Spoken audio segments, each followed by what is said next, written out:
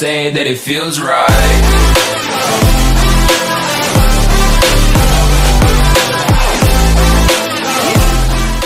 His mentor in deception, Ahmed Debat, before him, has built his career on the colossal ignorance of his followers.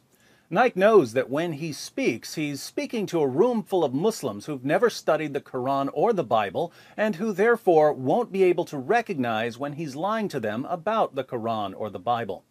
The staggering stupidity of Naik's fans thus allows him to say whatever he wants, no matter how ridiculous, and the crowd will praise Allah for the lies they've been told. Unfortunately for Naik and his freakishly foolish followers, there are people like me who have studied the Quran and the Bible and who therefore know exactly when he's lying. The fun part is that Naik is so incredibly sloppy when he starts lying, he always ends up accidentally giving us yet another way to prove that Muhammad was a false prophet. Take Naik's claim that there's a prophecy about Muhammad in Isaiah 29:12. Unlike Zakir Naik, I want all of my viewers to know exactly what this passage is saying, so before we examine Naik's comments, let's read the passage. In Isaiah 29, God tells the people of Jerusalem that he's going to punish them for their rebellion. He calls Jerusalem Ariel. Ariel sounds like the Hebrew for altar hearth of God. We'll see why in a moment. Beginning in verse 1. Woe to you, Ariel, Ariel, the city where David settled. Add year to year, and let your cycle of festivals go on. Yet I will besiege Ariel. She will mourn and lament. She will be to me like an altar hearth. Jerusalem will be like an altar hearth, the place where everything burns. Hence, Ariel. I will encamp against you on all sides. I will encircle you with towers and set up my siege works against you.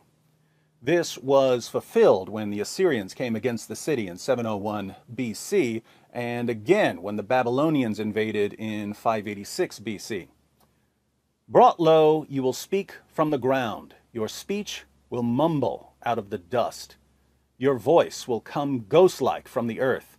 Out of the dust, your speech will whisper. So God's going to punish Jerusalem. What's he going to do after he punishes Jerusalem? He's going to punish Jerusalem's enemies because they're under God's judgment too. Verse 5. But your many enemies will become like fine dust, the ruthless hordes like blown chaff. Suddenly, in an instant, the Lord Almighty will come with thunder and earthquake and great noise, with windstorm and tempest and flames of a devouring fire. Then the hordes of all the nations that fight against Ariel, that attack her and her fortress and besiege her, will be as it is with a dream, with a vision in the night, as when a hungry person dreams of eating, but awakens hungry still, as when a thirsty person dreams of drinking, but awakens faint and thirsty still. In other words, as Jerusalem's enemies rejoice over their victory, God's suddenly going to bring them back to reality, like waking someone from a dream. So will it be with the hordes of all the nations that fight against Mount Zion. Now, God has told them exactly what's going to happen. Why can't the people of Jerusalem see what's coming? They can't see what's coming because they have become spiritually blind and can no longer understand or accept God's revelations. God says in verse 9, "Be stunned and amazed, blind yourselves and be sightless, be drunk, but not from wine, stagger, but not from beer. The Lord has brought over you a deep sleep. He has sealed your eyes, the prophets. He has covered your heads, the seers. For you, i.e., the Jews of Jerusalem, this whole vision," what vision? The vision about Jerusalem being punished. "This whole vision is nothing but words sealed in a scroll. And if you give the scroll," about God's judgment against the people of Jerusalem, "to someone who can read and say, 'Read this, please,' they will answer, 'I can't. It is sealed.' They'll make an excuse for why they won't listen to the warning about God's judgment. Or if you give the scroll to someone who cannot read and say, "Read this, please," they will answer, "I don't know how to read." Once again, they'll make an excuse for rejecting the warning. So this is a pretty straightforward passage. God says that he's going to punish Jerusalem. Then he's going to punish Jerusalem's enemies. Then he explains why the people of Jerusalem can't understand the vision. They've become spiritually blind. And when God tells them what he's going to do, they make excuses for rejecting his warnings. There are two kinds of people, literate and illiterate. If you give the revelation to someone who can read, he'll say, "I can't read it, it's sealed." If you give it to someone who can't read, he'll say, "I can't read." Either way, people reject the message. Pretty clear, right? Not if you're Zakir Naik. If you're Zakir Naik and you read verse 12, where the spiritually blind people of Jerusalem make excuses for why they reject God's revelations, you somehow conclude that this passage is about Muhammad. It's kind of ironic that when Zakir Naik reads a passage about spiritual blindness and the inability to understand a simple message from God, Zakir Naik shows that he's spiritually blind and can't understand a simple message from God. It's mentioned in the book of Isaiah, chapter number 29, verse number 12, that the book shall be given to the prophet, and it will be said, "Read, I pray thee," and he will say, "I am not learned." Notice that Zakir Naik can't even quote the verse without lying about it. He claims that the verse says, "The book shall be given to the prophet." That the book shall be given to the prophet. That the book shall be given to the prophet. That the book shall be given to the prophet. Here's verse 12 again. Anything about the book being given to a prophet here? No, God tells the people of Jerusalem that to them, the vision about God's judgment on their city is like a scroll, and they make excuses for rejecting it.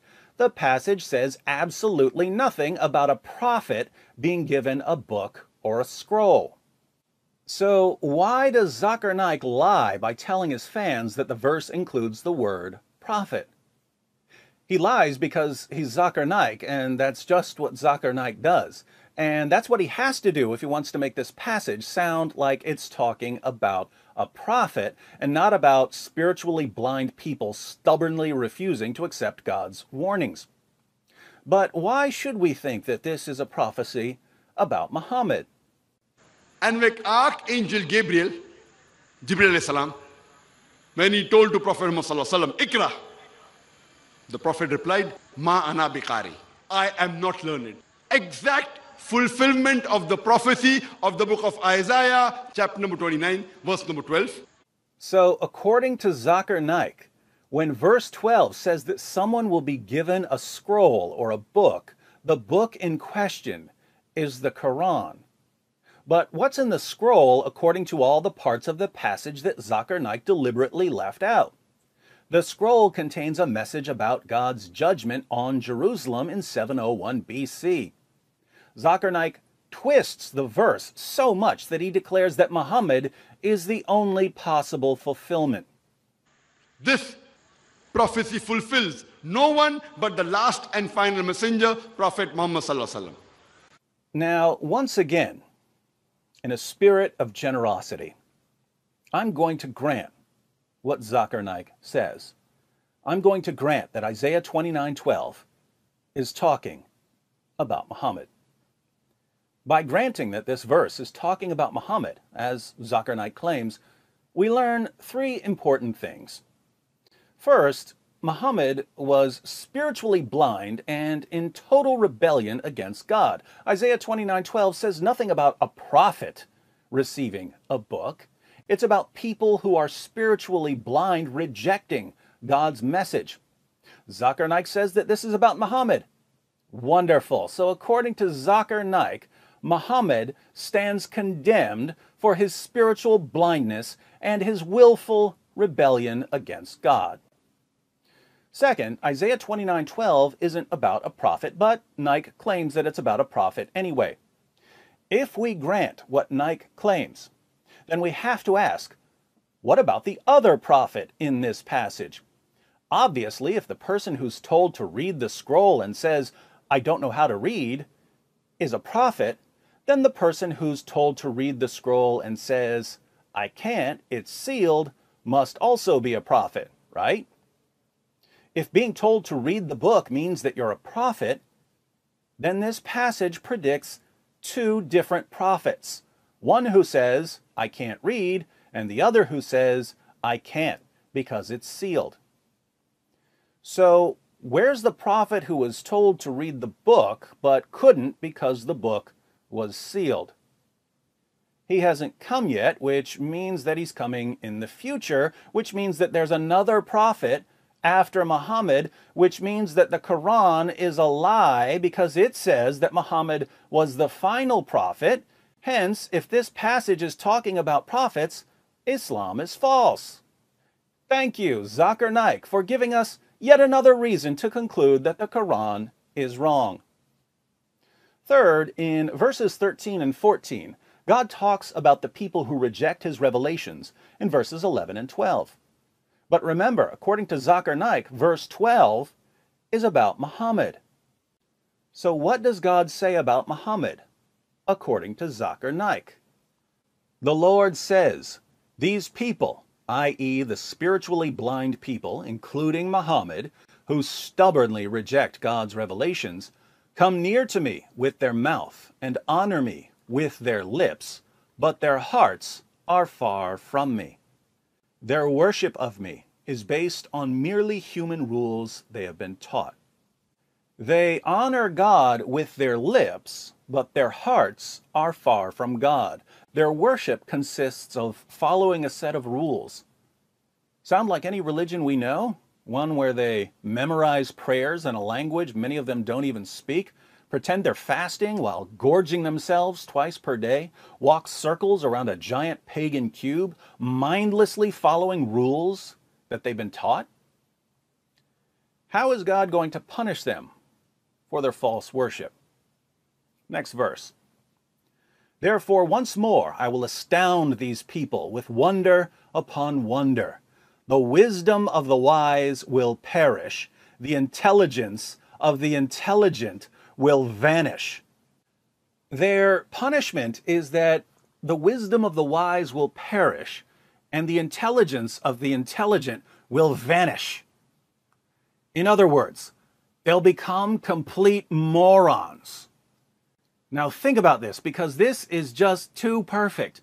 In Isaiah 29:12, spiritually blind people use their illiteracy as an excuse for rebelling against God's warnings. Zakir Naik not only claims that this is about Muhammad, he claims that Muhammad is the only one who fulfills this prophecy. This prophecy fulfills no one but the last and final messenger, Prophet Muhammad sallallahu alaihi wasallam. God goes on to condemn the spiritually blind, illiterate rebels for worshiping God by mindlessly following a set of rules, which is precisely what Muhammad did and what he taught his followers to do. God's punishment is to remove their wisdom and intelligence, turning them into complete idiots. Zakir Naik reads this passage, and he's too stupid to realize that the passage is condemning and mocking these spiritually blind people. So Naik tells his audience, this is about Islam. This is about our prophet. This is about us. And Naik's fans are so shockingly ignorant that they shout Allahu Akbar when he tells them that a passage about spiritual blindness, rebellion, and false worship is all about Islam. And the saddest part is that when I tell Muslims what the passage actually says, and that Zakir Naik is making Muslims look like complete fools, they don't get mad at Naik. They get mad at me, forcing me to conclude that they're not really interested in truth or reality. My Muslim friends, there are only two possibilities here. Either Isaiah chapter 29 verse 12 is a prophecy about Muhammad, in which case it's not saying that he's a prophet, it's saying that he was in rebellion against God and that God judged him by giving him a lobotomy. Or Isaiah chapter 29 verse 12 is not about Muhammad, in which case we have to wonder why Islam's top apologists keep embarrassing themselves and their followers and their religion by claiming that it is. So, which is it, my Muslim friends? Let me know in the comments section. Say that it feels right.